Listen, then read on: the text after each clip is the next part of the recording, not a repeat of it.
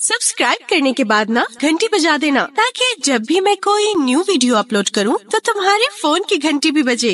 आप अगर अपनी असलियत को छुपाने के लिए रोज एक नया रंग की कोटिंग अपने चेहरे पे कर रहे हैं, इसके फवायद कितने हैं और नुकसानात कितने हैं, ये मैं आप ही से पूछूंगी।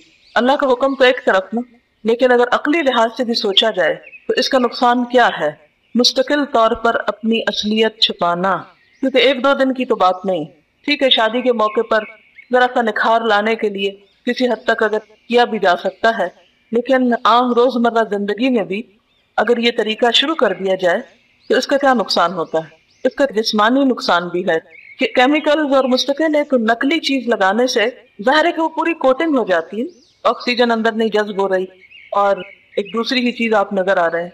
दूसरा नुकसान, शक्ल देख देख कर ऐसी आदत हो जाती है कि अगर उनकी असली शक्ल किसी वक्त नजर आए तो वो देखने को दिल ही नहीं चाहता, इंसान उसको एक्सेप्ट नहीं कर सकता।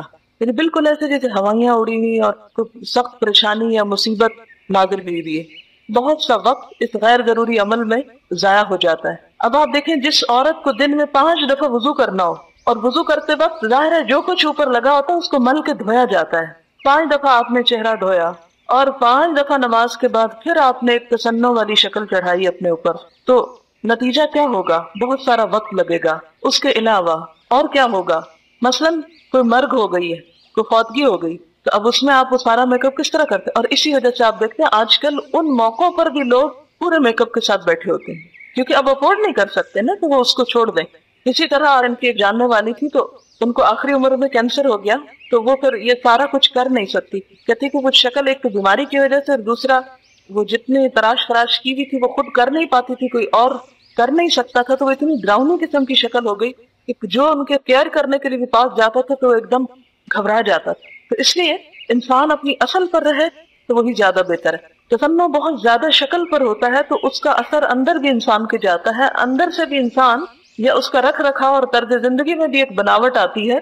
कुरान पाक में एक आयत आप पढ़ेंगे, ममा अना मिनल मुतकल्लिफीन, मैं तकल्लुफ करने वाला बनाकर नहीं भेजा गया। जब आप इस काम में ज्यादा लगे हो तो दूसरे कामों के लिए कैसे वक्त मिलेगा? जो पैसे फाउंडेशन और उपटन वगैरह खरीदने में लगाए जा रहे हैं, वही अगर फ्रूट खाने में और जूसेस में और अच्छी ग़िज़ा में इस्तेमाल कर ले तो ना सिर्फ ये कि चेहरा बल्कि बाकी जिस्म भी सेहतमंद हो जाएगा।